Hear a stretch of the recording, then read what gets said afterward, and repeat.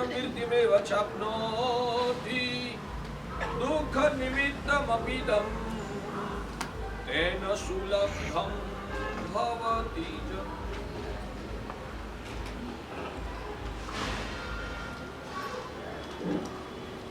भाग्यशालीओ, अनंत उपकारी परम करुणा सागर तारक देवाधिदेव तीर्थंकर भगवंतों ने जगत के जीव मात्र के कल्याण के लिए धर्म शासन की स्थापना की है। परमात्मा की यह विशेषता थी, परमात्मा जो खुद के लिए चाहते थे वो ही जगत के जीव मात्र के कल्याण के लिए चाहते थे। मुझे सुख चाहिए तो इस जगत में जितने भी जीवात्माएं हैं उन सभी जीवात्माओं को भी सुख प्राप्त होना चाहिए। मुझे दुख अच्छा नहीं लगता है तो इस जगत में कोई भी जीवात्मा को कभी भी दुख नहीं होना चाहिए। भाग्यशाली हमारे वहां शास्त्रकार भगवंतों ने एक महत्व की बात बताई है। आप कितना भी धर्म करो, धर्म कितना किया वो जितनी महत्व की बात है उससे भी ज्यादा धर्म की पात्रता अंदर में कितनी उजागर हुई है वो उससे भी ज्यादा महत्व की बात है। आज तक शायद आप लोगों ने ज्यादा धर्म करने का शायद पुरुषार्थ किया है, मगर अपनी आत्मा को धर्म के लिए पात्र बनाने की कोशिश शायद आपने कभी भी नहीं की है। जैसे उपदान करने के बाद मोह का जहर को पिघाल के और सम्यक दर्शन की स्पर्शना करके आत्म तत्व की रुचि उजागर होने के बाद आप सिर्फ एक नवकार मंत्र गिनोगे, एकाग्र चित्त से, श्रद्धा से और पात्र बन के एक नवकार गिनोगे। वो एक नवकार भी आपके मोक्ष को निकट खींच के ला सकता है। और ऐसी पात्रता प्रकट नहीं की है, सम्यक दर्शन प्रकट नहीं हुआ, आत्मा की रुचि उजागर नहीं हुई, जीव मात्र में जीवत्व का दर्शन नहीं हुआ और ऐसे ही पुण्य मिलता है उस लक्ष्य से या तो कुलाचार से आपने लाखों नवकार मंत्र गिन लिया, धर्म किया, मगर धर्म की पात्रता नहीं थी। पात्रता नहीं होने की वजह से वो आपने गिना हुआ लाखों नवकार भी आपके मोक्ष को खींच के निकट नहीं ला सकता। समझ में आता है मैं जो बोल रहा हूं? तो अब समझदारी उजागर करके हमें क्या करना है? धर्म जितना करना है उससे भी ज्यादा धर्म की पात्रता को अंदर में प्रकट करना है। भगवान फरमाते हैं कि जीव मात्र के प्रति अपनपना का भाव होना चाहिए। दूसरे का दुख जो है वो अपना दुख बनना चाहिए और हर जीवात्मा का दुख को मिटाने की भावना अंदर में रखना। जहां ताकत है वहां दूसरे को हमेशा मदद करना, जहां ताकत नहीं है वहां कम से कम दर्द महसूस करना, वो पात्रता है। आप लोगों की हालत वो है भाग्यशाली, आप धर्म करते हो, शायद आपने जिसको खुद का माना है, जहां आपका स्वार्थ है वहां आप रुपया भी खर्च कर सकते हैं, मगर जहां आपका खुद का स्वार्थ नहीं है वहां दूसरा सामने वाला कितना भी दुखी हो मगर उसके लिए घिसाने के लिए आप जरा भी तैयार नहीं हो। समझ में आता है भाग्यशाली?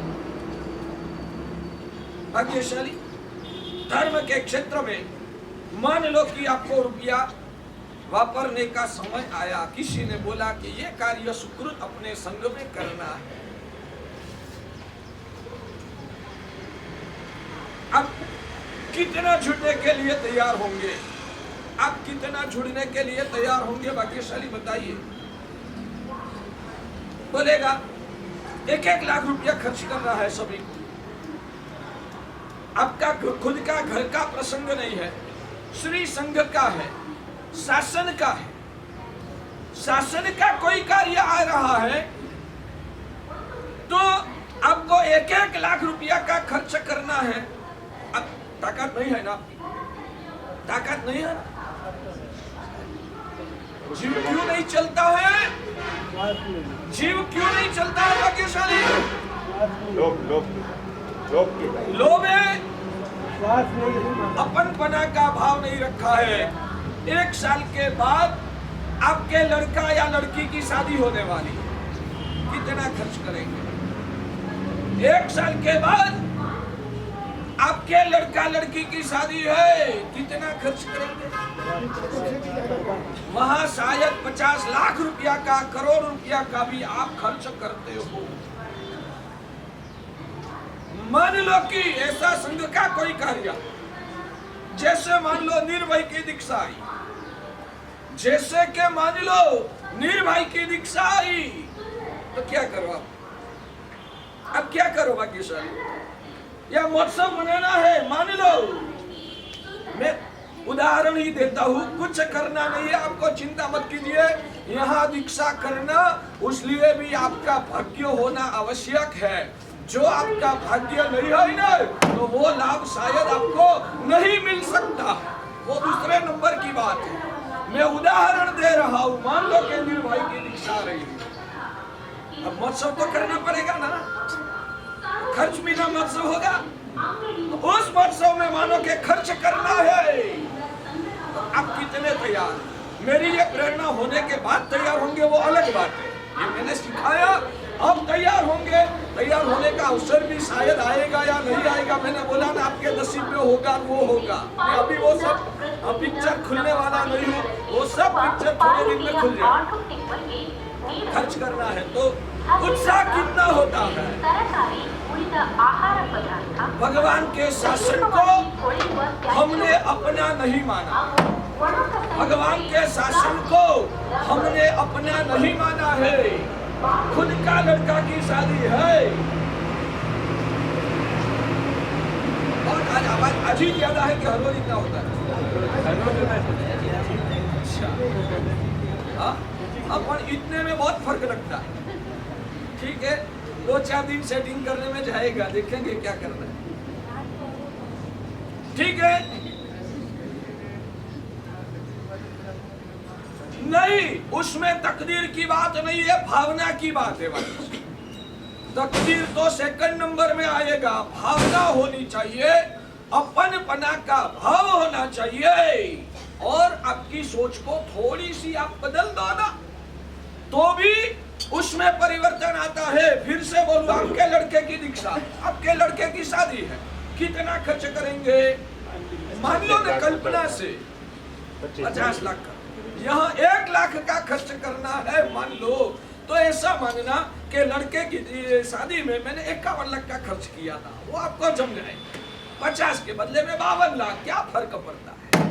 वहाँ 1-2 आगे पीछे होता है ना, तो हम मन मना लेते हैं, शादी है तो 1-2 लाख तो आगे पीछे होगा। आप ऐसा मानना 50 लाख का खर्च इधर किया, 1 लाख 2 लाख का खर्च इधर किया, मेरी लड़के की शादी में मैंने 52 लाख का खर्च किया था, तो जम जाएगा। मगर वो लड़के के लिए 50 लाख 52 लाख खर्च कर सकते हैं।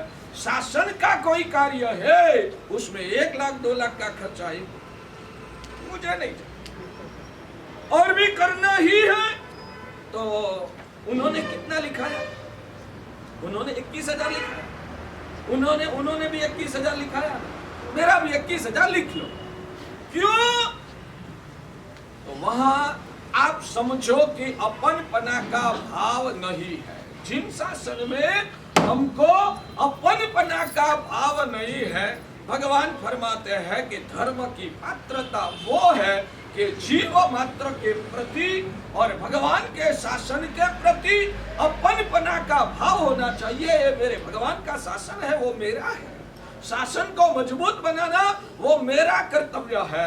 मुझे जो भी प्राप्त हुआ है वो भगवान की कृपा से हुआ है। तो भगवान के शासन के कार्यों में जितना मैं यूज करूंगा उतना उसका सदुपयोग है, और मैं सिर्फ परिग्रह करूंगा या तो संसार के कार्यों में उसका उपयोग करूंगा, वो मेरी संपत्ति का दुरुपयोग है। ये तो बात बीच में आई तो सिखाना तो सब है आपको, इसलिए मैंने बोला। भगवान की मैं बात कर रहा था। भगवान की मनोदशा कैसी थी? भगवान की मनोदशा वो थी, जगत के सभी जीवात्माएं मेरे तुल्य है। मुझे सुख चाहिए तो जगत के सभी जीवात्माओं को भी सुख प्राप्त होना चाहिए। मुझे दुख अच्छा नहीं लगता है तो इस जगत में किसी को भी दुख नहीं मिलना चाहिए। और जब तक मेरी ताकत होगी ना भाग्यशाली, आप लोगों ने सुना है ना, भगवान ने पिछले से तीसरे भाव में क्या भावना की थी? सभी जीव करू, ऐसी भी भावना हो सकती है, सभी जीव करू शासन रसी। और ऐसी भी भावना हो सकती है, सभी जीव थाओ शासन रसी। ऐसा भी हो सकता है ना, सभी जीव थाओ शासन रसी। ऐसी भी भावना हो सकती है ना। दोनों में फर्क क्या? दोनों में फर्क क्या? दूसरी बात जो बताई उसमें सभी को जीव शासन का रस प्राप्त हो, इतना ही भाव है। और भगवान ने जो किया उसमें मैं सभी को शासन के रसी बना दूं, यानी कि मेरा खुद का पुरुषार्थ करके, मेरी पूरी ताकत लगा के मैं उन लोगों को शासन का रसी बना दूं, यानी कि उसमें मुझे कुछ मेहनत करना है। यानी कि भगवान दूसरे के लिए स्वयं मेहनत करने के लिए तैयार हो। समझ में आता है भाग्यशाली? तो ये औदार्य जो है ना, उस औदार्य ने ही भगवान को तीर्थंकर बनाया है। हमारी बहनें मानती हैं, हम 20 स्थानक तप के 400 उपवास कर देते हैं ना, तब हमको तीर्थंकर नाम कर्म उपार्जन हो जाता है। आप लोगों ने भी सुना होगा, 20 स्थानक तप की आराधना करने से तीर्थंकर नाम कर्म उपार्जन होता है। सुना है? 20 स्थानक तप में 20 उपवास की एक ओली, ऐसी टोटल 20 ओली करो, यानी कि 400 उपवास जब होगा, हर 6 महीने में एक ओली पूरी करनी होती है। हर 6 महीने में एक ओली पूरी करना, यानी कि 6 महीने में 20 उपवास मिनिमम करना होता है। 6 महीने में 20 उपवास, तो ऐसी 20 ओली को 20 स्थानक तप बोलते हैं। ऐसे 20 स्थानक तप करने से पुण्यात्मा को तीर्थंकर नाम कर्म उपार्जन होता है। शास्त्र में लिखा हुआ इतना ही वाक्य हमारे श्रावक लोगों ने पकड़ लिया, मगर उसकी पात्रता क्या है? क्या 400 उपवास करने से तीर्थंकर नाम कर्म उपार्जन हो जाता है? तीर्थंकर नाम कर्म इतना सस्ता है? नहीं, उसका प्राण वो है कि हर जीवात्मा के प्रति अपनपना का भाव होना चाहिए। किसी का भी दुख वो खुद का दुख बन जाए। हमारे शास्त्र में ज्ञानियों ने लिखा है, इस जगत में सबसे दुखी में दुखी कौन है? इस जगत में सबसे दुखी से दुखी जीवात्मा कौन? शास्त्र में लिखा है, सम्यक दृष्टि आत्मा वो इस विश्व का सबसे बड़ा दुखी होता है। सम्यक दृष्टि आत्मा, जिसको सम्यक दर्शन प्रकट हो गया, वो इस जगत का सबसे बड़ा दुखी आत्मा है। कैसे? हाँ पूछो कैसे? मैं बताऊं। भाग्यशाली एक माता है, अपना छोटा सा लड़का बीमार हुआ, बुखार आया, वोमिटें होने लगी। घर में कौन कौन दुखी होंगे? कौन कौन दुखी होंगे घर में? माता पिता। बुखार किसको आया है? बुखार बच्चा को आया है और माता को दुख कैसे होता है? जिसको बुखार आया वो दुखी हो सकता है, माता को बुखार नहीं आया है फिर भी माता दुखी क्यों होती है? बच्चा को अपना माना, बच्चा को अपना माना है, इसलिए बच्चा का जो दुख है वो माता का खुद का दुख बन जाता, इसलिए माता अंदर से दुखी रहती है। सही बात? सही बात, सही बात।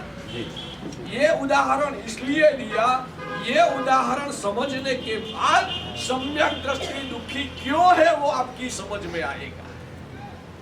माता को बच्चे के प्रति प्रेम है, अपनपना का भाव है, वात्सल्य है, बच्चा को अपना माना है, इसलिए बच्चा का जो दुख है वो माता का खुद का दुख। अब मान लो कि माता का 4 लड़के हैं, माता के 4 लड़के हैं और 4 लड़के दुखी है, किसी को बुखार है, एक बच्चा अपंग है, दूसरा पैसा नहीं कमा सकता या तो उनकी पत्नी से वो दुखी है, ऐसे चारों बच्चे दुखी हैं, चारों बच्चे दुखी हैं। माता की हालत क्या होगी? चारों बच्चे का दुख वो माता का दुख बनेगा। बच्चा को तो अपना खुद का ही दुख सहन करना है, बच्चा को तो अपना खुद का ही दुख सहन करना है, माता को तो चारों बच्चों का दुख खुद को सहन करना है। समझ में आता है? तो सम्यक दृष्टि जो आत्मा है उनको निगोद से लेकर अनुत्तर विमानवासी तक 14 राजलोक में परिभ्रमण करने वाले एकेंद्रिय, बेइंद्रिय, इंद्रिय, चौरिंद्रिय, पंचेंद्रिय, नरक के जीवों, तिर्यंच के जीवों, मनुष्य गति के जीवों, देव गति के जीवों, सभी जीवों के प्रति प्रेम प्यार है, सभी को वो खुद का गिनता है, ये सब मेरे हैं, ये सब जीवात्माएं मेरे हैं और सब दुखी, सब दुखी। उनके दुखों की जब सम्यक दृष्टि आत्मा कल्पना करता है तब वो स्वयं अंदर से दुखी रहता है। खुद का कोई दुख नहीं है, मगर जगत के जितने भी जीवात्माएं हैं उन सभी का दुख, खुद का दुख जब बनेगा ना भाग्यशाली, तब ही आपका सम्यक दर्शन निर्मल बन सकता है। दूसरे का, जगत के एकेंद्रिय से लेकर पंचेंद्रिय तक सभी जीवात्माओं का दुख जब खुद का दुख बनेगा तब ही आपका सम्यक दर्शन निर्मल बन सकता है। और सम्यक दर्शन वो हमारी आत्मा की पात्रता है, उस पात्रता का उजागर होने के बाद हमने एक नवकार गिना तो भी वो नवकार हमारी आत्मा को तारने वाला बनता है। जब तक ये सम्यक दर्शन की पात्रता प्रकट नहीं हुई, लाखों नवकार गिन लो, शायद पुण्य मिल जाएगा, मगर आपकी आत्मा का उद्धार ऐसे नवकार से नहीं हो सकता है। समझ में आता है? ये सब आप सुनते तो हो, अच्छी बात है, सुनते हो वो भी अच्छी बात, मगर व्याख्यान उठने के बाद उसके पर कोई स्वाध्याय होता है या नहीं होता? उसके पर कोई स्वाध्याय भाग्यशाली होता है या नहीं होता है? बाद में स्वाध्याय करो ही तो ही वो आपके लिए परिणामदायक पुरवार होगा। यहाँ से उठने के बाद, आज भी यहाँ से उठने के बाद आप नीचे जाओ, आप घर पे बाजार में जाओ, वहाँ 10 मिनट निकाल के याद करना। गुरु महाराज ने बताया लाखों नवकार मंत्र गिनूंगा, मगर दूसरे के प्रति अपनपना का भाव नहीं प्रकटा है, दूसरे का जो दुख है वो खुद का दुख नहीं बना है, आत्मा कोमल नहीं बना है, तब तक सम्यक दर्शन निर्मल नहीं होगा। और जब तक सम्यक दर्शन निर्मल नहीं होगा तब तक आप कितना भी नवकार गिनो वो तात्विक रूप से आपको इतना फायदा कारक नहीं बनेगा। समझ में आया? तो हमारे वहां शास्त्रकार भगवंतों ने धर्म करने की क्रिया को, धर्म को जितना महत्व दिया है, आज शायद आप लोग तो धर्म को ही महत्व नहीं देते हो, आप तो पाप को ही, संसार को ही महत्व देते हो। भगवान का शासन मिला, निष्फल जाएगा। भाग्यशाली, कम से कम परिवर्तन लाओ। ये सब सुन के आपको क्या करना है? आपकी आत्मा में परिवर्तन लाना है। अनंत काल से संसार का ही पोषण किया है, अब हमारी दिशा बदल के हमें मोक्ष की यात्रा में आगे बढ़ना है। तो अनंत काल से आपने संसार को ही महत्व दिया है। संसार को ही महत्व देना वो आपकी आत्मा की जघन्य कक्षा है। संसार को ही महत्व देना वो आपकी आत्मा की जघन्य कक्षा है। धर्म को महत्व देना वो आपकी आत्मा की मध्यम कक्षा है। मध्यम कक्षा, आप उच्च भूमिका में नहीं हो।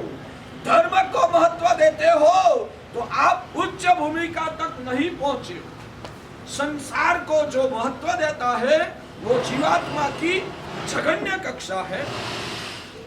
धर्म को ही जो महत्व देता है वो जीवात्मा की मध्यम कक्षा है। और धर्म की जो अंतरंग पात्रता को महत्व देता है, धर्म की पात्रता को जो महत्व देता है वो उत्तम कक्षा है। सिर्फ धर्म कितना किया, इतने मासिक श्रवण कर लिए, इतने जिनालय का निर्माण किया, इतने सालों से श्री संघ में गुरु भगवान को बुलाकर चौमासा करवाया, सफलता से चौमासा करवाया, इतना भविष्य किया, वो धर्म है। ठीक है, जघन्यता से ऊंचे उठने के लिए मध्यम कक्षा में आप आ जाओ, अच्छा है, मगर वो संतोषदायक भूमिका नहीं है। संतोषदायक भूमिका पाने के लिए फिर से इस वाक्य को आप अंदर में बार बार घुटना है। जगत का कोई भी जीव का दुख वो मेरा दुख बन जाना चाहिए, चाहे वो मेरे सगे वाले हो या सगे वाले नहीं भी हो, चाहे वो मेरे गांव के हो या मेरे गांव के नहीं भी हो, चाहे वो मेरे समाज के हो या मेरे समाज के नहीं भी हो, चाहे वो जैन हो या हिंदू हो या मुस्लिम हो, कोई भी किसी का, चाहे वो मनुष्य हो या तिर्यंच हो, चाहे वो पंचेंद्रिय हो या एकेंद्रिय हो, कोई भी जीव का दुख मैं नहीं देख सकता। जब तक मेरे पास समय है, जब तक मेरे पास ताकत है, जब तक मेरे पास समझदारी है, मैं दूसरे का दुख को मिटाने के लिए मेरा जीवन को पसार करूं। दूसरे का दुख मिटाऊंगा। जब तक मेरे पास ताकत है, मैं दूसरे को दुखी नहीं दिख सकता। वो दूसरे जीवात्माओं के प्रति अपनपना का भाव, जो प्रेम का परिणाम, वो ही हमारे आत्मा की पात्रता है। और आज के पंचम आर्य में सबसे बड़ा जो कोई दुर्गुण हो ना संसारी जीवात्माओं का, तो वो स्वार्थीपना का भाव है। मुझे क्या लेना देना, मेरी मनोकामना पूर्ण होनी चाहिए, मेरे ईगो की परिपुष्टि होनी चाहिए, मेरी संपत्ति बढ़नी चाहिए, दुनिया का जो होना है वो होने दो, मुझे क्या लेना देना। आज का व्यक्ति स्वार्थी बना, स्वार्थ का जहर आपके आत्मा के प्रदेश प्रदेश में छाया हुआ है। भाग्यशाली, कितना भी धर्म करो संसार में अनंत काल भटकना पड़ेगा। मैं आप पात्र आत्माओं को रिक्वेस्ट करता हूँ, शिल्प प्रतिक्रमण कर लिया, पूजा कर लिया, आमिल कर लिया, नौपत की होली कर ली, संतोष मत मानो, आपकी आत्मा का अवलोकन करो, अंदर में मेरे आत्मा की परिणाम की हालत क्या है, वो दिख के अंदर की विकृतियां को मिटाना है, पवित्र भावों से वासित होना है, अंदर के स्वभाव को प्रकट करना है, अंदर के दुर्भावों को मिटाना है। भाग्यशाली, उस लक्ष्य से आपकी आत्मा को आप तैयार करोगे तो ही आपका जन्म सफल बन सकता है। ये पात्रता के बिना कितना भी धर्म किया, आपका जन्म सफल नहीं होगा। मैं मेरे भगवान की बात कर रहा था। मेरे भगवान कैसे थे? उन्होंने अनंत करुणा के सागर थे, सभी जीव करु शासन रसी की भावना किया था। हाँ, मैं वो बोल रहा था, इस जगत के सबसे दुखी से दुखी आत्मा को निगोद का जीव,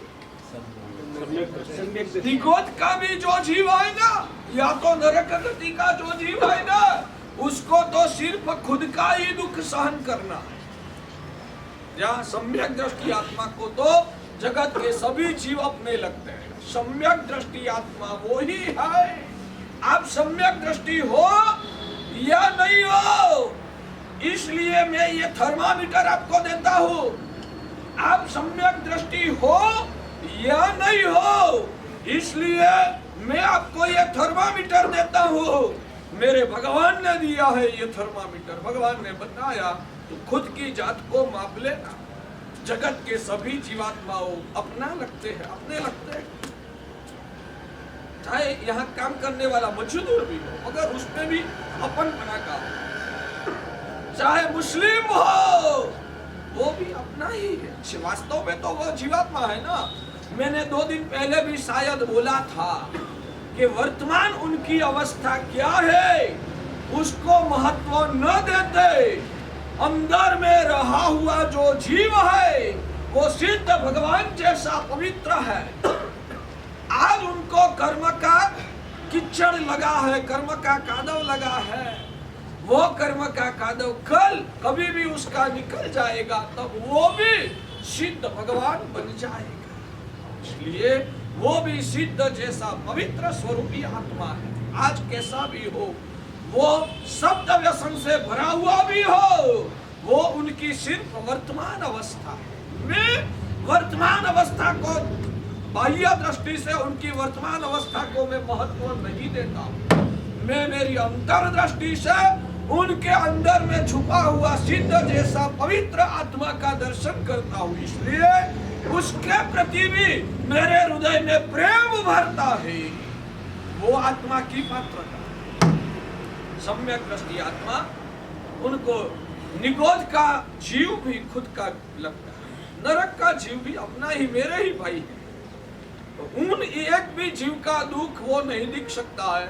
इस विश्व के अनंत जीवात्माओं का दुख वो अपने सिर पे ले लेता है। उन सभी जीवों की संवेदना करके वो अंदर से दुखी रहता है। इन लोगों को मैं कैसे बचाऊं, क्या करूं? उस वजह से सम्यक दृष्टि आत्मा जो है वो निगोद के जीव से भी अंदर में एक अपेक्षा से ज्यादा दुखी होता है। वैसा शास्त्र में ज्ञानियों ने लिखा है। बोलिए सर जी, क्या हर सम्यक दृष्टि आत्मा तीर्थंकर नाम उपार्जन कर? नहीं, हर सम्यक दृष्टि आत्मा तीर्थंकर नाम कर्म उपार्जन नहीं कर सकता है। हाँ, हर सम्यक दृष्टि आत्मा कभी भी वितराग दशा प्राप्त करके, यानी कि राग द्वेष मोह का जहर का क्षय करके अपनी आत्मा को शुद्ध बनाकर केवल ज्ञान प्राप्त करते हैं। और केवल ज्ञान प्राप्त करने के बाद उस भाव में ही वो आत्मा जरूर मोक्ष में जाता है। आज आप में से कोई भी आत्मा सम्यक दर्शन पाया तो आज नहीं, 5, 50, 100, 10, 200, 500 भाव के बाद भी कभी भी आपको केवल ज्ञान और मोक्ष निश्चित होगा। जिसने एक बार भी सम्यक्त्व प्राप्त कर लिया वो कभी न कभी निश्चित रूप से मोक्ष में जाएगा, मगर वो तीर्थंकर बनेगा ऐसी कोई खातरी नहीं। तीर्थंकर बनने के लिए क्या करना होता है? सभी सम्यक दृष्टि आत्माओं का लेवल कहां तक पहुंचता है? सभी आत्माओं का कल्याण हो जाओ। और जो तीर्थंकर बनने वाला है उसका परिणाम एक स्टेप आगे बढ़ता है, मैं सभी का कल्याण कर दूं। उसमें खुद की जात को वो खींच के घिस के लेके आता है, इसलिए वो तीर्थंकर बन सकता है। समझ में आया? तो सभी तीर्थंकर भगवान की आत्माओं ने भावना की थी, सभी जीव करो शासन। हाँ, फिर से एक बार उस बात को दोहरा कर मैं आगे चलता हूं कि धर्म करना जितना आवश्यक है उससे भी ज्यादा धर्म की पात्रता का निर्माण करना वो ज्यादा आवश्यक है। भगवान ने जगत के सभी जीवात्माओं का कल्याण चाहा और कल्याण करने के लिए प्रभु ने अपने ज्ञान से दिखा कि जब तक ये जीवात्मा संसार में भटक रहा है ना, जब तक ये आत्मा संसार में भटक रहा है ना, तब तक स्वरूप का जो सुख है और शाश्वत सुख है वो इस आत्मा को मिलने वाला नहीं। जब तक ये जीवात्मा संसार में भटक रहा है तब तक मोक्ष का सुख इसको प्राप्त होने वाला शाश्वत सुख। शाश्वत सुख किसको बोलते हैं? भाग्यशाली शाश्वत सुख किसको बोलते हैं? जो सुख आने के बाद कभी भी वियोग होने वाला नहीं है। जो सुख आने के बाद कभी भी उसका वियोग होने वाला नहीं है, ऐसे सुख को शाश्वत सुख बोलते हैं। हर वक्त मैं ये व्याख्या नहीं करूंगा। शाश्वत सुख ऐसा शब्द प्रयोग करूं तो आपके दिमाग में चित्र प्रकट हो जाना चाहिए। तो भगवान ने चाहा जब तक ये आत्मा संसार में भटक रहा है तब तक इनको शाश्वत सुख मिलने वाला नहीं है। मेरी कामना ये है एक बार मिल जाए, फिर भी वो सुख छूट जाए, फिर भी वो दुख में गिर जाए, वैसा पसंद नहीं है। हमेशा के लिए वो सुखी होना चाहिए। तो इन जीवात्माओं को इस जगत का सबसे श्रेष्ठ सुख क्वालिटी में भी, जैसे भाग्यशाली, मैं आपको बताऊं, एक झुपड़पट्टी में रहने वाला कोई आदमी है और कोई फ्लैट में रहने वाला है, तो दोनों में से आपकी नजर में सुखी कौन? दोनों में फ्लैट। दूसरा एक व्यक्ति है, ये फ्लैट में रहता है, मगर दूसरा एक व्यक्ति है वो बंगले में रहता है। आपकी दृष्टि से इन दोनों में ज्यादा सुख वाला कौन? बंगले में रहने वाला। बंगले वाला। ये बंगले में रहता है और एक व्यक्ति है जो महल में रहता है। इन दोनों में सुखी को? महल में रहने वाला। इससे सुखी ये, उससे सुखी ये, इससे भी सुखी ये, दिखने में। उससे भी कोई चढ़ते बड़े सुख वाले होंगे, सब दिखने में। मगर ऐसा कोई तत्व इस जगत में है जिनके लिए बोल सकते ये सबसे बड़ा सुखी, उससे ज्यादा सुखी कोई नहीं।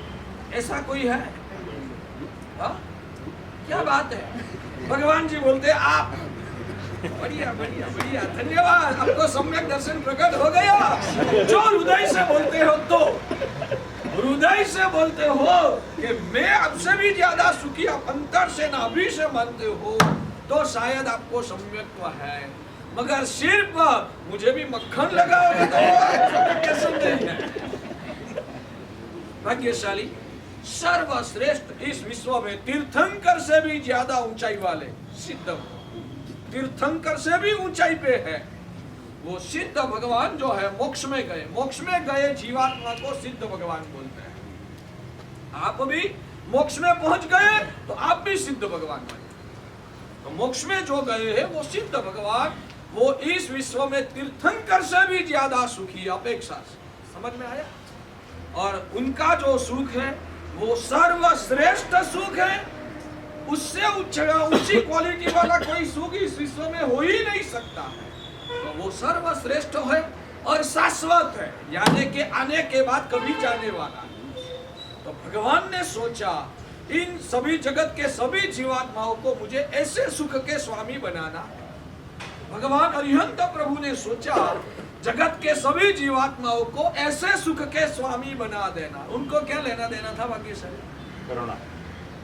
किसके लिए चाहा? अपने लिए। करुणा के सागर थे, खुद का तो मोक्ष निश्चित था, फिर भी उनका प्रेम ये था। भगवान भगवान क्यों बने?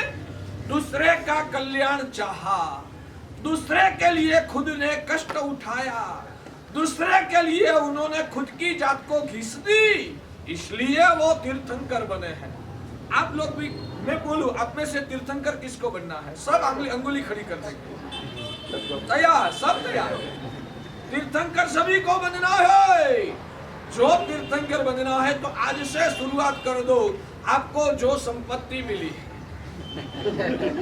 बनना है तो मैं तो जो और तो की बात करता हूँ। आपको बनना है रास्ता दिखाता हूँ, उस रास्ते पर आपको चलना या नहीं चलना मैं कोई दबाव नहीं करूंगा, आपकी मर्जी। मगर तीर्थंकर बनना है, संपत्ति का सदुपयोग नहीं करना है तो कैसे बनोगे? सिर्फ बातें करनी है, आपको तीर्थंकर बनने में रस ही नहीं। कर्म वर्म की बात छोड़ो, वो सब आपका प्रमाद है, आपका मोह का पोषण है, आपकी झूठ है, आपको ये बचाव है, आपकी वो आत्मवंचना है। आप खुद की जात को ठगते हो, कर्म की क्या बात करते हो?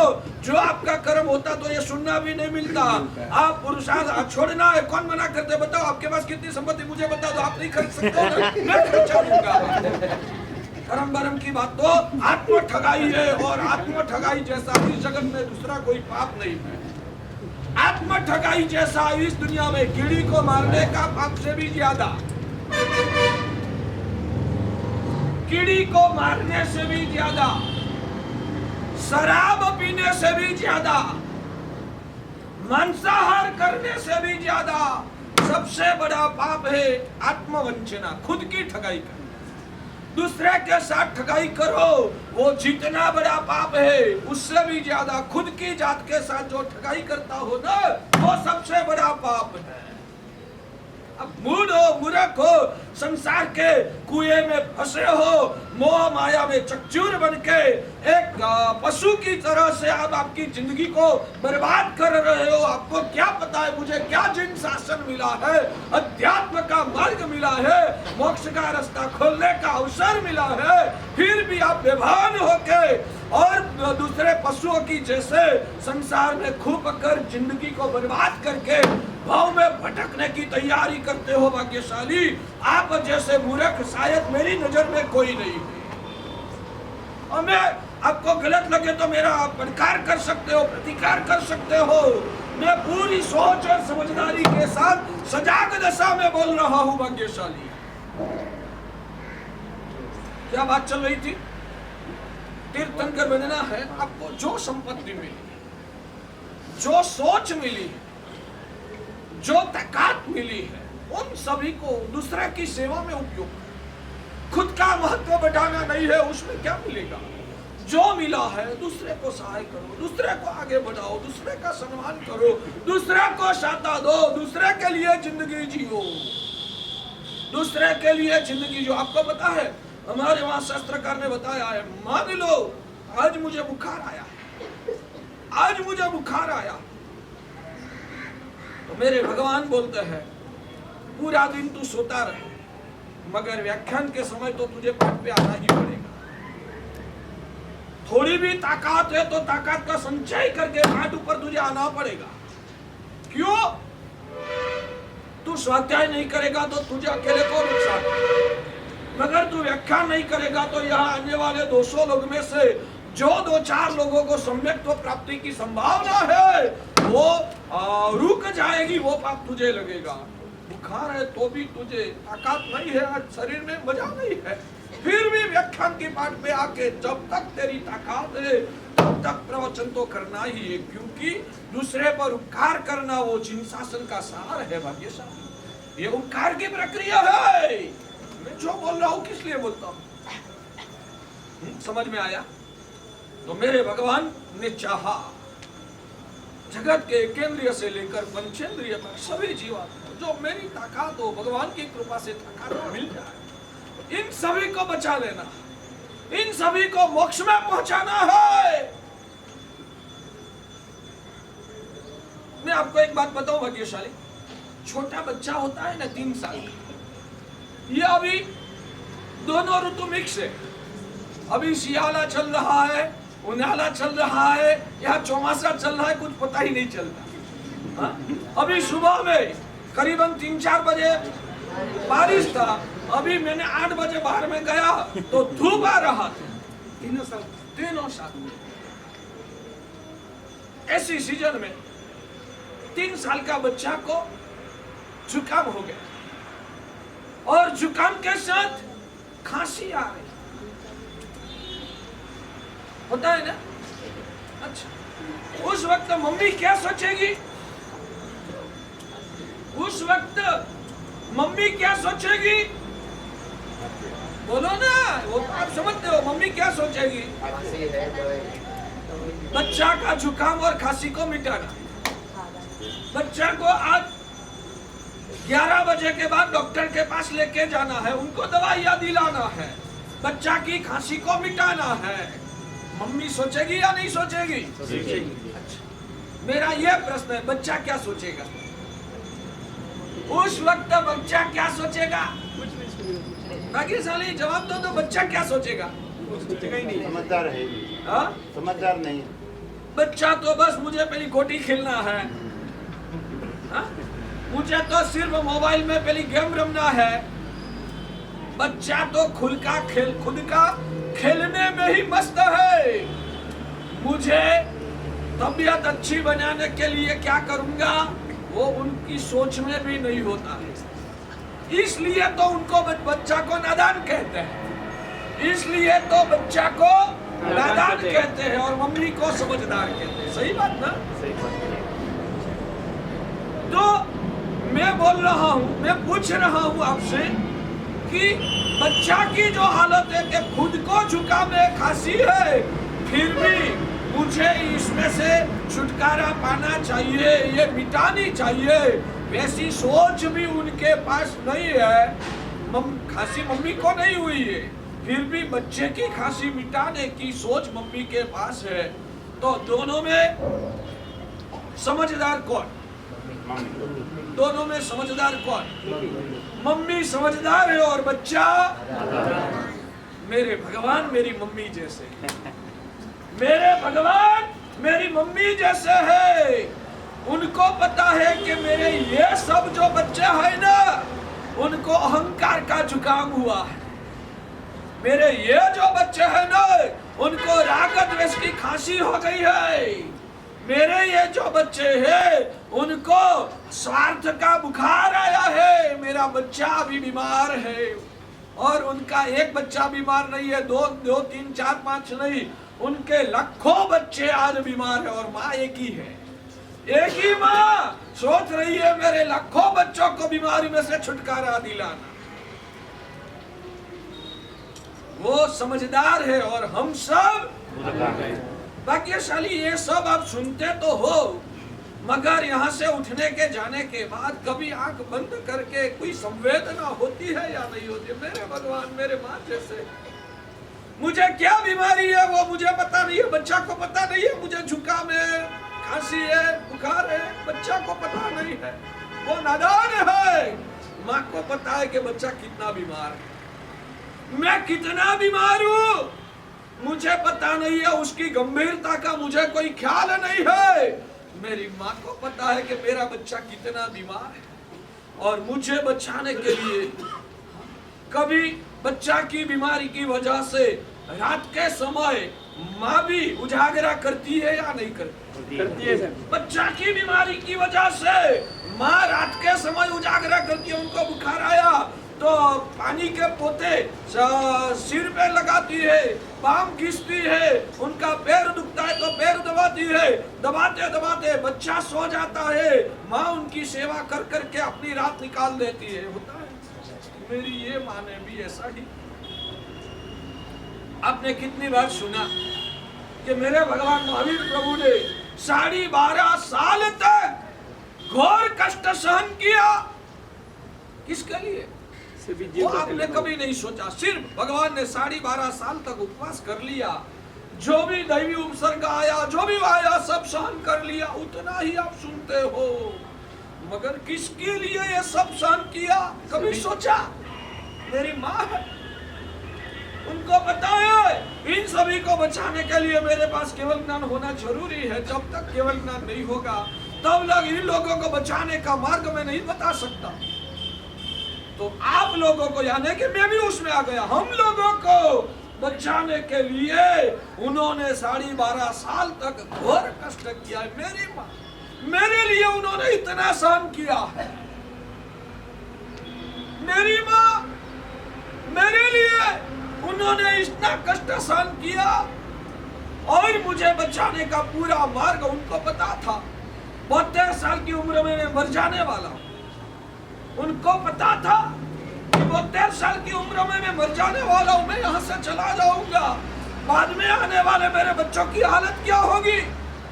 जैसे आप लोग आपके बच्चों के लिए भविष्य का विल करके जाते हो ना, आप लोग आपके बच्चों के लिए विल करके जाते हो ना, मेरे पास इतनी प्रॉपर्टी है, ये प्रॉपर्टी मेरे बड़े लड़के को देना, ये प्रॉपर्टी छोटे लड़के को देना, ये जो मेरी जंगम संपत्ति है, ये जो मेरी 5 करोड़ रुपया है, इसमें से 25 लाख रुपया लड़का के लड़के को देना, 21 लाख लड़की को देना, सब प्लानिंग करके जाते हो ना मरने से पहले? मैं संसार में रहा नहीं हूँ, ये सब सुना है इसलिए पूछ रहा हूँ, ऐसा ही करता हूँ? जी जी। मेरे भगवान ने भी विल बना दिया, मैं तो 72 साल की उम्र में चला जाऊंगा, बाद में मेरे वंश में आने वाली जो पीढ़ी है उसकी क्या हालत होगी? उन लोगों को बचाने के लिए उन्होंने विल बना दिया, जो भी दीक्षा लेगा इनको ऐसे जीवन जीना, जो संसार में रहेगा श्रावक होगा इनको ऐसे जीवन जीना, जो सक्षम बुद्धिशाली और पुण्यवान है उनको तीर्थों का वहीवट करने के लिए ऐसे व्यवहार करना, ये सब प्लानिंग स्वरूप विल भगवान ने बना दिया। क्यों बनाया? मैं 72 साल की उम्र में मर जाऊंगा, बाद में आने वाले मेरे जो भी वंशज, जो भी नई पीढ़ी आएगी उनकी क्या हालत होगी? तो मरने से पहले हमारी चिंता करके उन्होंने पूरा व्हील बना दिया है। मेरा प्रश्न है, ऐसे दया के सागर भगवान के प्रति भाग्यशाली आपके अंतर में ममत्व कितना? शासन का जो होना है वो होने दो, मुझे मर्जी होगी तो रात्रि भोजन छोड़ूंगा, मर्जी नहीं है तो कुछ नहीं, मुझे मर्जी है तो भगवान की पूजा करूंगा, मर्जी नहीं है तो कुछ नहीं, मुझे मर्जी है तो सामायिक करूंगा, मर्जी नहीं है तो कुछ नहीं। और भगवान के शासन के पर कोई भी आफत आई या तो भगवान के शासन का कोई भी कार्य आया तो उसमें आपको क्या लेना देना? मेरी मर्जी होगी तो मैं जुड़ूंगा, मर्जी नहीं होगी तो मुझे क्या लेना देना? ये आप लोगों की मानसिकता है, आप लोगों की ये मानसिकता है।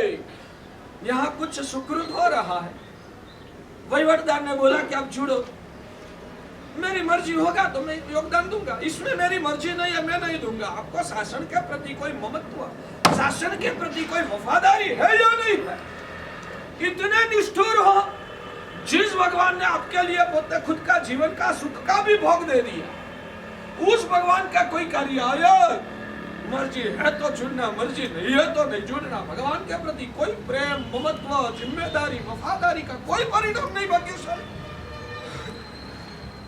कम से कम जो सुनने के लिए भी नहीं आते हैं ने, वो तो कम पुण्यशाली है, सुनने के लिए भी नहीं आते। ये हुबली में भगवान अरिहंत की ये वाणी बह रही है, मगर उसको कुछ लेना देना नहीं है, बस निजी स्वार्थ में संसार में फंसे हुए हैं, अनंत काल तक भटकना है तो यहाँ आने की बुद्धि भी उनको नहीं सूझती है। दुर्भाग्यशाली है वो सब, भारे कर्मी है, सुनने की इच्छा भी नहीं। आप पुण्यशाली हो, सुनने का भाव हुआ, सुनने का सौभाग्य की मिला, मगर यहाँ ही रुकना है कि यहाँ से भी आगे बढ़ना है? भाग्यशाली आगे बढ़ना है ना, तो अंदर में बिठाओ मेरे भगवान का शासन का कोई भी कार्य हो, मेरे हृदय में उसके प्रति कोमल भाव, लागणी, अपनपना का भाव होना चाहिए। कुछ न कुछ मेरा भी उसमें सहयोग, चाहे तन से हो, चाहे मन से हो, चाहे धन से हो, जो भी आपकी ताकत है। कोई आग्रह नहीं है कि इतना ही करना है, मगर अंदर में प्रीति और अपनपना का भाव होना, शासन के प्रति वफादारी होनी चाहिए। मेरे भगवान का कार्य हो रहा है तो मेरा कहीं ना कहीं हिस्सा तो उसमें होना ही चाहिए। मुझे अच्छा लगता है इसलिए नहीं, मगर मेरा भगवान का काम है ना, मुझे उसमें जुड़ के रहना, ऐसा भाव आपके अंदर में रखो और ये संवेदना करो, मेरे भगवान ने मेरे प्रति एक माता जैसा व्यवहार किया। सम्यक दर्शन को निर्मल बनाने के लिए ये भी संवेदना आवश्यक है। आंखें बंद करके भगवान ने कितना योगदान दिया, जाने से पहले मुझे बचाने के लिए उन्होंने विल भी कर दिया। मेरे भगवान कितने करुणा के सागर, वो मेरे माँ जैसे थे। तो मैं वो बोल रहा था कि बच्चा को जुकाम आता है, खांसी आती है, बच्चा को उसकी कोई गंभीरता का ख्याल नहीं है, और शायद डॉक्टर के पास गया, डॉक्टर ने निदान किया कि बच्चा को टीबी हो गया। बाद में बच्चा कितना सिंसियर बनेगा? 3 साल का बच्चा नहीं बनेगा, नादान ही रहेगा। कुछ फर्क नहीं पड़ता। डॉक्टर ने बताया कि बच्चा को सिर्फ ये वातावरण की वजह से सिर पर थोड़ी सर्दी, ऐसा नहीं, उनको टीबी हो गया। बाद में माँ की क्या हालत? और ज्यादा सीरियस। माँ अंदर से त्रस्त हो जाए, बच्चा को क्या हो? कुछ फर्क नहीं पड़ेगा। कोई फर्क नहीं। बिल्कुल ऐसा लगता है ना, ये मेरी माँ, हमको कर्म का मोह का टीबी हुआ है, हम सभी को मोह का टीबी हुआ। आप 3 साल के बच्चे हैं, हम 12 साल के बच्चे। मैं इसलिए बोलता हूँ कि 12 साल का बच्चा को थोड़ा कुछ तो पता चलता है कि मुझे क्या हो रहा है। 3 साल का बच्चा को तो वो भी पता नहीं है, 12 साल का बच्चा को इतना तो, कितनी गंभीरता वो भी इतना मालूम नहीं है, मगर थोड़ा कुछ पता चलता है कि कोई गंभीर बीमारी तो है। तो हम 12 साल के बच्चे जैसे, वो हमारी माँ है, और आप सब 3 साल के बच्चे जैसे। टीबी हो गया है, ये सब सुनने के बाद भी आपको कोई गंभीरता महसूस नहीं होगी, मगर उनका जीव कचवाता है अंदर में से, वो अंदर व्यथित हो जाता है। मेरे बच्चे की ये हालत है। सेम लगता है ना कि हमारी हालत ऐसी है, आपको लगता है या नहीं लगता? कुछ गंभीर मनोवृत्ति से भगवान ने हमको शाश्वत सुख दिलाने की भावना से साधना करके केवल ज्ञान पाया, और हमको मोक्ष मार्ग बताया, जो तुझे इस जगत का सर्वश्रेष्ठ सुख पाना है, और वो भी शाश्वत काल के लिए पाना है। तो संसार में रहकर ऐसा सुख कभी भी नहीं मिलता है। ऐसा सुख पाना है तो संसार को मिटाकर तुझे मोक्ष में ही जाना पड़ेगा। इसलिए भगवान ने जो भी मार्ग बताया वो मोक्ष प्राप्त कराने के लिए ही बताया। संसार का कितना भी सुख, वो सुख कितना भी हमेशा टिकने वाला नहीं। आप लोग जो आज संसार के सुख में आसक्त हो गए हो, जिस संसार के सुख को बढ़ाने के लिए पूरी जिंदगी को बर्बाद कर रहे हो, भाग्यशाली आंख बंद करके इतना हर रोज याद करो, मैं जो भी एकत्रित कर रहा हूँ हमेशा टिकने वाला नहीं है। उसमें 2 हालत होती है, शायद जल्दी से पुण्य खत्म हो गया, आप जिंदा हो, आपके नजर के सामने ही ये सुख चला जाएगा, ये सुख आपको छोड़ के चला जाएगा। आपके हुगली में आज तक ऐसी कोई घटना आपकी नजर में आई है या नहीं आई है? आई है सर, कि जिसने वो खुद जिंदा रहा और खुद की नजर के सामने प्राप्त हुआ सुख चला गया।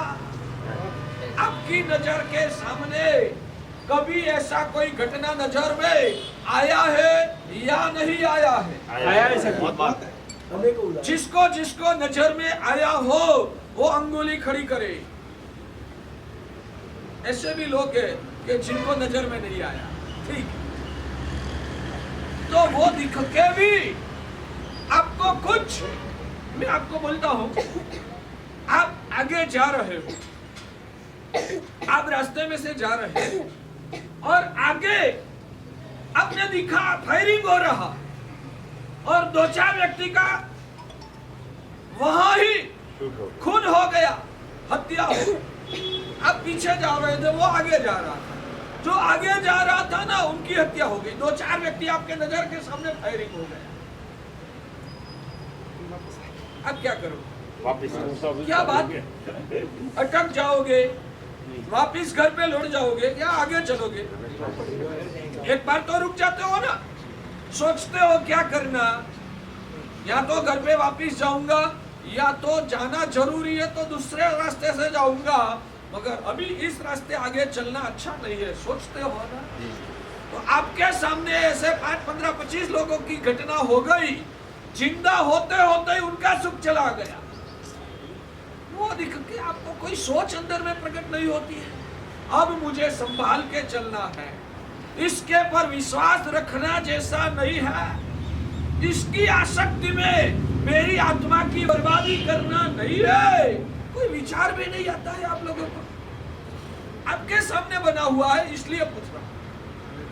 आपके नजर के सामने यह सब बन रहा है कि करोड़ों अब्जों रुपया था, कितना बड़ा बंगला, कितनी प्रॉपर्टी, कितना माल, कितना वैभव, मगर अभी जिंदा है और सब जाने लगा।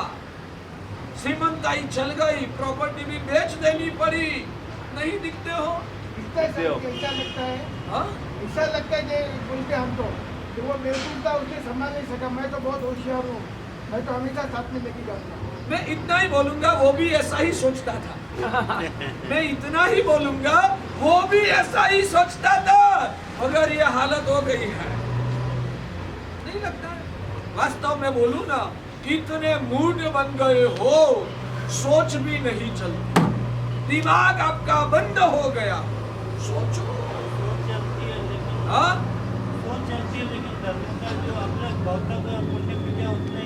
सोच नहीं चलती है। कभी आपने सोचा, कभी आपने ऐसा सोचा शायद मेरी भी ये हालत हो सकती है? इतना भी विचार आया है? अगले भाव नहीं, अगले भाव की छोड़ो, अगले भाव की छोड़ो, इस भाव तक भी आपकी सोच नहीं पहुंचती है। मैं वो बोल रहा हूं, तो ये प्रैक्टिकल सत्य है। उसमें तो कोई सर्वज्ञ भगवान को भी बुलाने की जरूरत नहीं है। हमारे नजर के सामने हम दिख सकते हैं कि शायद मैं जिंदा हूं और मेरे नजर के सामने ही सब संपत्ति मुझे छोड़ के चले जाए। शायद पुण्य लंबे समय तक टिक गया तो संपत्ति आपको छोड़ के नहीं जाएगी ना। तो दूसरी बात सुनो, शायद पुण्य लंबे समय तक टिक गया, संपत्ति आपको छोड़ के नहीं जाएगी ना, तो आपको संपत्ति छोड़ के जाना पड़ेगा। छोड़ना तो है, या तो वो आपको छोड़ेगी या तो आपको इनको छोड़ना। जो छूटने वाला है उसमें विश्वास करके, उसके पर ममत्व करके जीवन को बर्बाद करना, वो मूर्खता की पराकाष्ठा है। इसलिए हमारे भगवान ने बताया, जो विनाशी है उसके पर विश्वास करना जैसा नहीं है। जो विनाशी है उसके पर विश्वास करना जैसा नहीं है। जो हलुकर्मी, जो सम्यक दृष्टि है, जिसका मोह और मिथ्यात्व का जहर पिघला है, उनको भगवान का वचन अच्छा लगता है। वो भगवान के वचन पर विश्वास करके अपनी आत्मा का कल्याण का रास्ता पकड़ लेता है। जिसको ये भगवान के वचन पर प्रीति है, श्रद्धा है, विश्वास है, यही कल्याण का मार्ग है, ऐसा अंदर में बैठ गया है, वो आत्मा सत्व उजागर करके अपनी आत्मा का कल्याण का रास्ता पकड़ लेता है। और जो मूढ़ आत्मा है वो पूरी जिंदगी आशा में रहकर संसार में बर्बाद, अपनी आत्मा को बर्बाद करके संसार के चक्कर में फंस जाता है। सोचो, नींद में से उठो, बाहर निकलो। आपके लिए आज सवार हुई है, यानी सुबह शुरू हुई है। ये भगवान का शासन का आराधना करने का मौका मिला है ना। आपके लिए दिन उगा है, इस दिन को सफल बना दो भाग्यशाली। भगवान ने बताया मोक्ष में जो सुख है। आप लोगों को शायद प्रश्न होगा, महाराज साहब मोक्ष में सुख क्या है? वहां मिठाई मिलेगी? नहीं मिलेगी। महाराज साहब वहां गाड़ी बंगला मिलेगा? नहीं मिलेगा।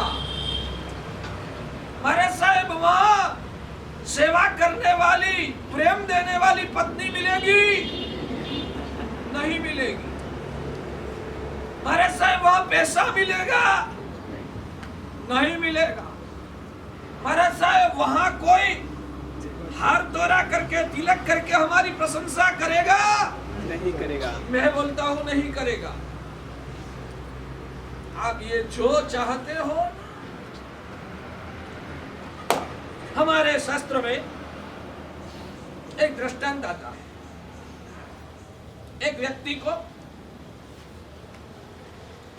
खुजली का दर्द था। वो जंगल में रहता था। खुजली ही बोलते हैं ना हिंदी में। खाज खाज आती है। खाज खुजली एक ही है ना? हाँ, एक ही है। हाँ? हाँ, मैं खुजली बोलूंगा, आप समझ। खुजली क्या? उनको खाज आती थी और खाज मिटाने के लिए वो क्या करता? खुद के नाखून से अपनी चमड़ी को घिसता। कहां तक घिसा पता है? नाखून भी घिस गया। फिर भी खाज तो बहुत आती थी। अब क्या करे?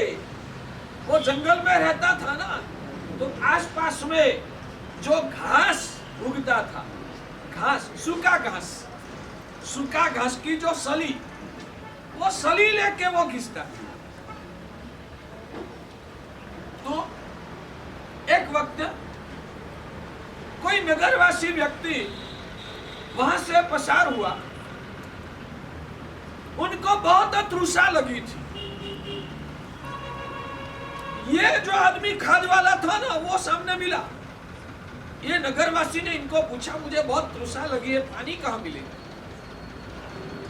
वो भील था। उस भील ने बताया, यहाँ कुआं है, ये कुआं में से आपको ठंडा पानी मिलेगा। नगरवासी ने वो पानी पिया और इनके साथ दोस्ती हो गई। दोस्ती होने के बाद थोड़ा घंटा साथ में रहना हुआ। पता चला कि इनको बहुत खाज आ रही। जब खाज आती है ना, अब खनो ही बोलते हैं। अब खनो, तब कैसा महसूस होता है? उस वक्त कैसा महसूस होता है? अच्छा लगता है ना। खाज आती है, नहीं खनोगे तो बेचैनी रहेगी, और खनोगे तो मजा आएगी। अच्छा महसूस। उस नगरवासी ने भील को बोला, एक काम कर, मेरे साथ हमारे नगर में तू चल। हमारे नगर में ऐसा वैद्यराज है, तेरी खाद मिटा देगा। तब ये भील ने क्या पूछा पता है? अब ध्यान से सुनिए। भील ने ये नगरवासी को पूछा, मैं नगर में तो आऊं, मगर वहां ऐसे घास की सली मिलेगी? वहां ऐसे घास की सली मिलेगी? नगरवासी ने बोला, सली की क्यों चिंता करता है? सली की जरूरत ही नहीं रहेगी। तेरी खाद मिट जाएगी ना, सली की जरूरत भी नहीं रहेगी। ऐसा नहीं, वहां जो घास की सली, ये घास की सली से मैं जब खनता हूं ना, तब मुझे इतना अच्छा महसूस होता है। अब जो मेरी खाद मिट जाएगी और घास की सली नहीं मिलेगी, तो ये खनने की मजा कैसे आई? ये भील ने ये प्रश्न किया। भाग्यशाली बाद में क्या हुआ, वो अपनी चर्चा का विषय नहीं है। मैं आपसे पूछ रहा हूं, ये भील का जवाब आपको कैसा लगा? बताइए। ये भील का जवाब, भील तो समझते हो ना? ये भील का जवाब आपको कैसा लगा? भाग्यशाली नादान थे। हाँ? हमारे हमारी परिस्थिति ऐसी है। नादान थे। नादान है भैया। तुझे जब खाज आती है ना, तो खाज को मिटाने के लिए घास से आपको खाज को मिटाना पड़ता है, और उसमें तुझे जो मजा आती है ना, घसने के समय मजा आएगी, बाद में क्या होगा? दर्द होगा। जलन होगा। जब घास से घसते हैं, घिसते हैं, तब उतनी सेकंडों तक मजा आएगी, मगर खिन खिन के घास छोड़ दिया, बाद में क्या होगा? पीड़ा होगी ना।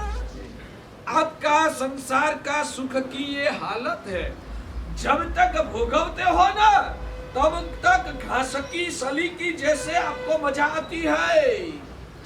बिल को घास से अपनी चमड़ी को घसने में जैसी मजा आती है ना, आपको संसार के पदार्थ रूपी जो सली है वो भोगवने में उतने समय थोड़ी मजा आएगी, मगर घास की सली जब फेंक दिया बाद में घसने के बाद हालत क्या होती है? जलन होने लगती है।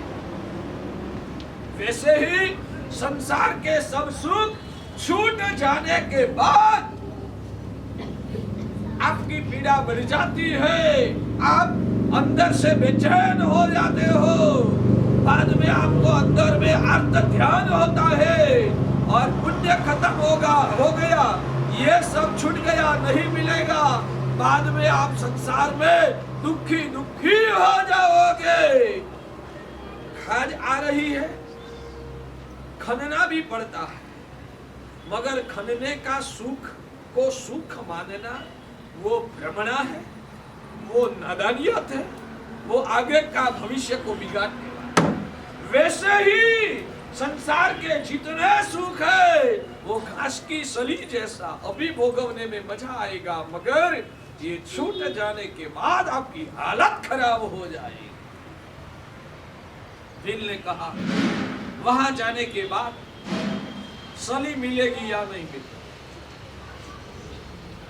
उसने मना कर दिया, जो वहां सली मिलने वाली नहीं है मैं नहीं आऊंगा, वहां सली मिलने वाली। मगर नगरवासियों ने समझाया, भैया ये वैद्यराज जो हमारे वहां इतने अच्छे हैं, तेरी खाज को मिटा देंगे, तुझे खाज खनने की जरूरत भी नहीं रहेगी और तेरा आरोग्य स्वस्थ होगा ना, उससे तुझे जो ताजगी महसूस होगी ना, वो ताजगी ये खनने से मिलने वाली नहीं है।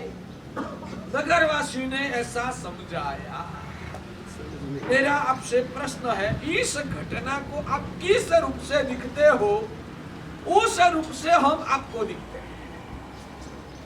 इस घटना को आप जिस रूप से दिखते हो उस रूप से हम आपको दिखते हैं। आपका जो ये बंगला है, आपकी ये जो पत्नी है, आपका ये जो पैसा है, वो सब घास की सली जैसा है और आपका ये जो भी पदार्थ है वो सब घास की सली जैसा है और आपको तृष्णा की खाज लगी। आप लोगों को तृष्णा की खाज हुई है, इसलिए ये सब मीठा लगता है। मगर मैं बोलता हूं कि आपकी तृष्णा की खाज को मैं ऐसे मिटा दूंगा कि ये सब बंगला, पत्नी, पैसा रूप जो सली है ना, उसकी जरूरत ही नहीं रहेगी। नहीं महाराज साहब, ये तो नहीं सहन हो सकता। ठीक है, मरो संसार। मैं नहीं बोलता हूँ, ये सब मेरे सर्वज्ञ भगवंत ने बताया। यहाँ जो भी बुद्धिमान व्यक्ति है, मोह की वजह से आपने आपकी बुद्धि का दुरुपयोग किया है।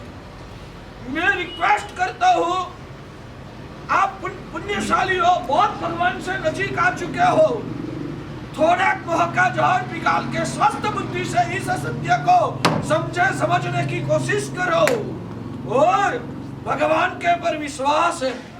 यह सत्य अंदर में समझ में आता है, शायद डर लगेगा, मोह का जहर अंदर में छाया हुआ है, मोह का जहर अंदर में छाया हुआ है, इसलिए थोड़ा डर लगेगा। मगर कितने काम ऐसे होते हैं डर होने के बाद भी करना पड़ता है। व्यापार डर है, मेरा पैसा फंस जाएगा तो, या तो कोई सरकार का कोई प्रॉब्लम आएगा तो, या तो मेरे गिनती में शायद मैं गलत पुरवार हुआ, मैंने जो गणित लगाया था उसमें कुछ चेंज हो गया और फंस गया तो। व्यापार शुरू करते हो तब ये सब डर लगता है या नहीं लगता? व्यापार शुरू करते हो तब ये सब डर लगता है या नहीं लगता? लगता है सर जी। तो क्या व्यापार करने का छोड़ देते हो? नहीं छोड़ते सर जी। शायद डर भी लगेगा। डर लगेगा तो आप क्या करोगे? अच्छे सफल व्यापारी की सलाह लेके आगे चलोगे, मगर व्यापार तो करना ही पड़ेगा। जी। भाग्यशाली शायद डर लगेगा तो आप ज्यादा से ज्यादा जो सफल व्यापारी है उनके पास सलाह मार्गदर्शन लेके भी आगे बढ़ोगे ना। हमारे गुजराती में बोलते मांडवाल करना। मांडवाल करना यानी कि छोड़ देना, नहीं करना। ऐसा करते हो? मांडवाल करते हो? नहीं करते सर। डर लगता है तो भी करते डर लगाना नहीं, समझदारी से आगे बढ़ना। फिर भी डर लगता है तो और दो सफल व्यापारी की सलाह लेके भी आगे तो बढ़ना ही पड़ता है, हिम्मत से आगे बढ़ना पड़ता है। वही बात है हमारे वहां भी। समझदारी प्राप्त हो गई तो डरने की जरूरत नहीं है, फिर भी डर लगता है। ये सब पदार्थों का आकर्षण है, यह सब छूट जाएगा, मैं सहन नहीं कर पाऊंगा तो क्या? तो जो सफल व्यापारी, मैं कैसा सफल व्यापारी लगता हूँ या निष्फल व्यापारी लगता हूँ? सफल व्यापारी। सफल व्यापारी का मार्गदर्शन लेके आगे बढ़ो। हाँ, विश्वास तो है ना, गलत सलाह नहीं देंगे। जी। इतना तो विश्वास है ना, गलत सलाह नहीं देंगे। सफल व्यापारी की सलाह लेके जो आत्मा अभी फंसे नहीं है, ध्यान से सुनिए, जो अभी तक संसार में फंसे नहीं है या तो फंसे हैं मगर जिम्मेदारी ज्यादातर पूर्ण हो गई है। हमारे निर्लेप रत्न विजय महाराज की जैसे कहाँ गए, 6 महीना पहला 69 साल की उम्र में दीक्षा लिया। 6 महीना पहले उनको पूछो कैसा लगता है? लगेगा वो तो पूरा बुढ़ा होके लिया। जुवानी में 2 बच्चे को जन्म दे के हमारे उपशम रत्न विजय जी महाराज, तीर्थ रत्न महाराज और मंत्र रत्न महाराज के पापा, उन्होंने भी करीबन 47 साल की उम्र में शादी करने के बाद भी बुढ़े अभी तक नहीं हुए। 47 साल की उम्र में ये सब उन्होंने भी, शायद मेरे उस वक्त के शब्दों में कोई समझाने का तरीका शायद इससे थोड़ा अलग होगा, मगर ये सब सुन के उनकी आंखें खुल गई। उनको लगा कि मैं फंस गया हूँ, मगर अभी मैं बुढ़ा नहीं बना हूँ। 10-20 साल मेरे हाथ में है, तो 10-20 साल का सदुपयोग करके मेरी आत्मा को बचा लेना। निर्धारण कर दिया, निकल गए। 70 साल की उम्र में भी ले सकते हैं, 50 साल की उम्र में भी ले सकते हैं, हमारे जैसे 10 साल 12, 14, 15, 18 साल की उम्र में भी ले सकते हैं। समझ खुल गई तो उसको उम्र के साथ कुछ लेना देना नहीं है। तो यहाँ जो भाग्यशाली हलुकर्मी, ये समझ, हाँ ये समझ में आपको कोई क्वेश्चन है, मन में कोई शंका है, तो गुरु महाराज के चरणों में प्रश्न करके क्लियर करो। मगर विजन क्लियर करके मैं आपको प्रेम से बोलता हूँ, आपको बचाने के लिए बोलता हूँ, मेरा और कोई भाव नहीं है, मगर मुझे विश्वास है कि ये परम सुख का मार्ग है, ये आपकी जेल का कुआं है, इसलिए आपको बचाने के लिए बोल रहा हूँ। जो फंसे नहीं है वो सावधानी से, हाँ आपको महल, पैसा, गाड़ी बंगला, पत्नी, परिवार, ये सब पहला घास के तड़कले जैसा लगता है, उससे आपको बचाती है, मगर वो घास का दुखी नहीं रहेगा तो इन घास के तड़कले की जरूरत ही कहा। फिर भी जग जाओ, ऐसा मानव और बार बार मिलना दुर्लभ है। इसलिए भगवान ने शाश्वत जो स्वभाव में से प्रकट होने वाला जो मोक्ष का सुख है, वो मोक्ष का सुख अपने ज्ञान से दिखा है। हमारे प्रति प्रेम से हमको बचाने के लिए वो कल्याण का मार्ग भगवान ने अपन को दिखाया है। तो आज के दिन समय हो चुका है, यहाँ ही मैं मेरे प्रवचन को विराम देता हूँ। जहाँ से अटके हैं वहाँ से कल की प्रवचन धारा आगे चलाने की हम कोशिश करेंगे, भाग्यशाली। मगर मैं इतनी ही रिक्वेस्ट करता हूँ, सिर्फ कान से सुन के आप संतोष मत मानो, अंदर में मंथन करो, अंदर में इस सत्य को ढूंढो, और मोह का झाड़ पिघल जाए, सत्य महसूस हो जाए। अभी भी बाजी अपने हाथ में है, निकल के आत्म सुख को पाने का हमें पुरुषार्थ करना है।